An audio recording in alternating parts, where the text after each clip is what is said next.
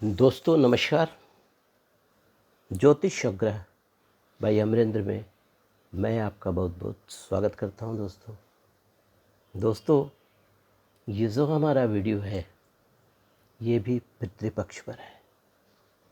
पितृपक्ष ये 16 दिन का इतना पावन महीना होता है।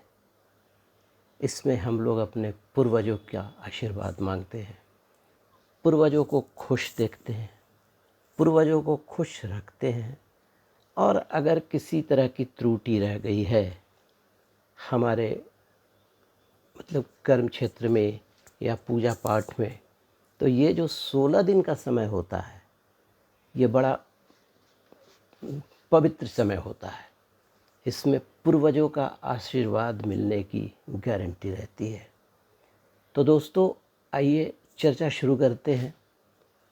आज मेरी जो चर्चा का विषय होगा कि प्रतिपदा पितृपक्ष में कैसे करें अपने पूर्वजों को याद। पितृपक्ष के दौरान क्या करें क्या न करें। उसके अलावा मैं आपको मंत्र भी बताऊंगा कि कैसे कौन से मंत्रों का उच्चारण करके आप अपने पूर्वजों का आशीर्वाद ले सकते हैं। तो आइए चर्चा को आगे बढ़ाते हैं। वैसे सबसे पहले आपको मैं ये बताना चाहूँगा कि इस बार जो पितृपक्ष की जो शुरुआत हो रही है, जैसा कि हम सभी जानते हैं कि पितृपक्ष जो होता है आश्विन मास के कृष्ण पक्ष के प्रतिपदा तिथि से लेकर पितृ अमावस्या तक होती है। और इसमें इस बार ये जो पितृ अमावस्या है वह पितृपक्ष की जो शुरुआत है, वैसे तो पूर्णिमा और अमावस्या दोनों एक ही दिन इस बार पड़ रहे हैं, तो 10 सितंबर से इसकी शुरुआत हो जाएगी। उस दिन पूर्णिमा भी है और अमावस्या की प्रतिपदा तिथि भी है। 10 तारीख को उस दिन शतभिषा नक्षत्र 10:43 तक रहेगा। और उसके बाद जो है पूर्वा भाद्रपद नक्षत्र में यानी 11 तारीख को आप प्रतिपदा का श्राद्ध भी कर सकते हैं, लेकिन 10 तारीख को भी आप प्रतिपदा का श्राद्ध कर सकते हैं। तो आइए सबसे पहले ये बताता हूँ आपको कि कौन सी तिथि किस दिन पड़ रही है। क्योंकि जो पूजा करने का विधान है, जो पितरों को याद करने का विधान है, उसमें हम लोग सबसे पहले करते क्या है कि जिस दिन हमारे जो पूर्वज दिवंगत हुए हैं उस तिथि को उनको तर्पण किया जाता है, उनको याद किया जाता है, पिंडदान किया जाता है। लेकिन किसी कारणवश अगर आप उनके तिथि को याद नहीं रखते हैं तो आप एक काम कर सकते हो। इसमें आप अगर कोई महिला है जो दिवंगत हो गई हैं तो उसको हम लोग मातृनवमी बोलते हैं। नवमी को उनका पिंडदान आप कर सकते हैं। और जो मेल मेंबर हैं जो दिवंगत हो गए हैं, जो हमारे बीच में नहीं हैं, उनको आप अमावस्या के दिन, जिसको अमावस्या पितृ विसर्जन भी बोलते हैं, आप कर सकते हैं। ठीक है। और ये 16 दिन का होता है। और इस बार जो सबसे बड़ी खासियत क्या है कि किसी दिन 2 तिथियां नहीं पड़ रही हैं। तो आपको मैं क्रमवार बता देता हूँ। 11 सितंबर को प्रतिपदा तिथि है, 12 सितंबर को द्वितीया तिथि है, 13 सितंबर को तृतीया तिथि है, 14 सितंबर को चतुर्थी तिथि है, 15 सितंबर को आपको पंचमी तिथि है, षष्ठी तिथि जो है 16 सितंबर को है, सप्तमी तिथि 17 सितंबर को है, अष्टमी तिथि 18 सितंबर को है, नवमी तिथि 19 सितंबर को है, उसके अलावा 10वीं तिथि 20 सितंबर को है, एकादशी तिथि 21 सितंबर को है, और द्वादशी तिथि 22 को है, और त्रयोदशी तिथि जो है वो 23 सितंबर को है, चतुर्दशी तिथि 24 सितंबर को है, और जिसको हम लोग पितृ अमावस्या बोलते हैं उस दिन 25 तारीख को है ये।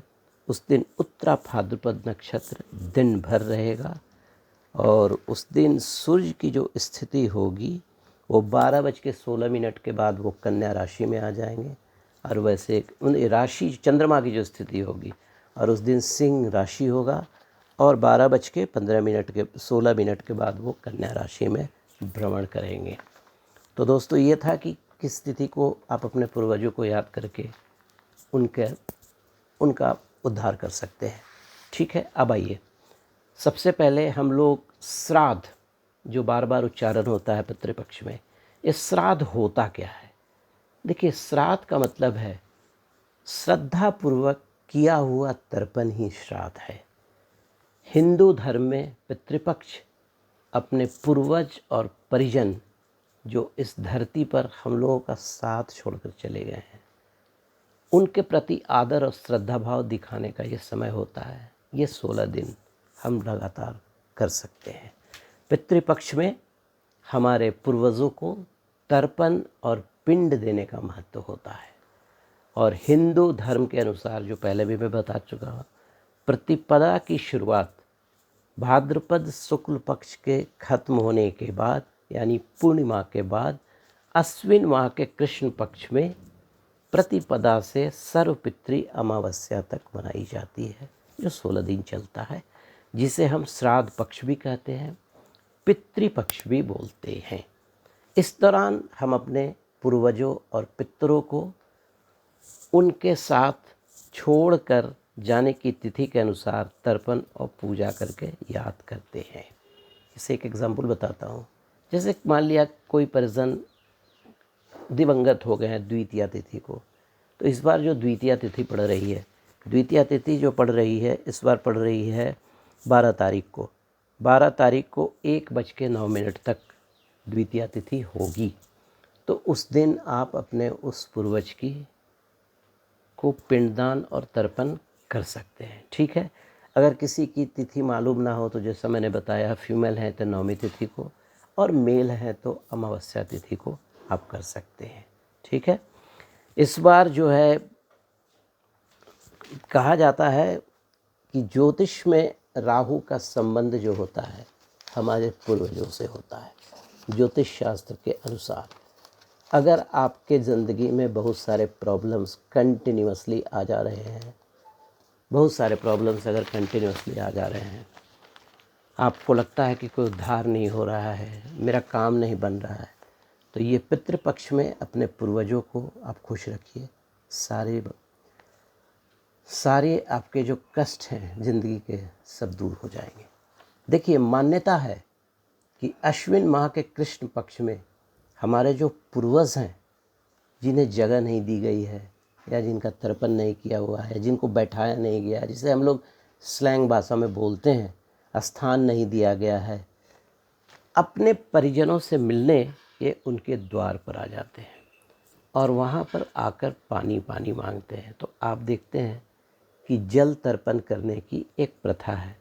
अगर आप उन्हें याद नहीं करेंगे, इस दौरान तर्पण करके पिंडदान करके आप नहीं उनको खुश रखेंगे, तो श्राप देकर वापस लौट जाते हैं। कहा जाता है ना, देव माने तो माने, पितृ ना माने। इसलिए पितरों को तो याद करना बहुत जरूरी है। ठीक है, अब और थोड़ा चर्चा करता हूँ कि देखिए, अगर किसी परिजन सदगति को प्राप्त होते हैं तो एक श्रेणी बनी हुई है, अपने पूर्व कर्मों के अनुसार उन्हें जो लोक मिलता है। लेकिन जैसे ही वो दिवंगत होते हैं, सबसे पहले वो पितृलोक में चले जाते हैं। पितृलोक के बाद फिर जो जगह है उनके अनुसार पाताल लोक है, मृत्युलोक है, ब्रह्मालोक है, सूर्यलोक है, चंद्रलोक है। और ये पितृपक्ष में जो अमावस्या की जो तिथि होती है, उसमें जितने भी पूर्वज हैं जिनको बैठाया नहीं गया है, चंद्रलोक में आकर निवास करते हैं और वहीं से अपने पूर्वजों को देखते हैं। और चंद्रलोक हमारे पृथ्वी का सबसे नज़दीक ग्रह है। कहा जाता है कि इस दौरान कॉस्मिक रेज इतना पावरफुल होता है कि अगर किसी भी चीज़ को अर्पण किया जाए, तर्पण किया जाए, तो वो तुरंत एक्सेप्टेड हो जाता है। ठीक है, यही यथार्थ है। इसीलिए अश्विन माह में कृष्ण पक्ष में श्राद्ध की तिथि जो है वो निर्धारित है, और आपके पूर्वज किसी न किसी रूप में आते हैं और आपके द्वारा भोजन और भाव जो आपने उनको दिया है उसको ग्रहण करते हैं। पितृपक्ष के दौरान जो पूजा का विधान है, देखिए पितृपक्ष के दौरान जो पूजा का विधान है, पिंडदान कर सकते हैं, तर्पण कर सकते हैं, ब्राह्मणों को भोजन करवाया जाता है, गाय, कुत्ता, कौवा को भी भोजन करवाया जाता है। कहा जाता है कि गाय, कुत्ता और कौवा में भी पितरों का निवास होता है और इसमें उनकी आत्मा होती है। और जब पितरों का आशीर्वाद लिया जाता है, अगर पितृपक्ष के दौरान इसका दान किया जाए तो अति उत्तम होता है। मान्यता है कि पितृपक्ष में दान देने से पितरों की आत्मा शांत होती है और पितृदोष भी दूर होता है। अब जैसे देखिए पितृपक्ष में आप देखेंगे कि जो जो चीज़ हम लोग यूज़ करते हैं, काला तिल, काला तिल जो होता है ना, काला तिल आपका संकट और विपदाओं की रक्षा करता है। उसके बाद चांदी भी हम लोग दान करते हैं, तो पितरों की आत्मा को शांति मिलती है। और चांदी का संबंध जो है वो माता से होता है, चंद्रमा से है। चांदी, चावल, दूध से तर्पण करें और पितरों का आशीर्वाद लें। तो ये जो समय होता है ये बहुत ही उत्तम समय होता है। और अगर इसमें आप श्रद्धापूर्वक अपने पूर्वजों को याद करते हैं तो यकीन मानिए आपके सारे मनोरथ और सारी कामनाएं पूरी हो जाएंगी। तो दोस्तों, एक पितृपक्ष पर एक छोटा सा नॉलेज शेयर किया मैंने आपसे। अगर आपको मेरा वीडियो पसंद आया हो तो लाइक करेंगे, सब्सक्राइब करेंगे और एक लाइक ज़रूर करेंगे। देखने के लिए धन्यवाद। नमस्कार।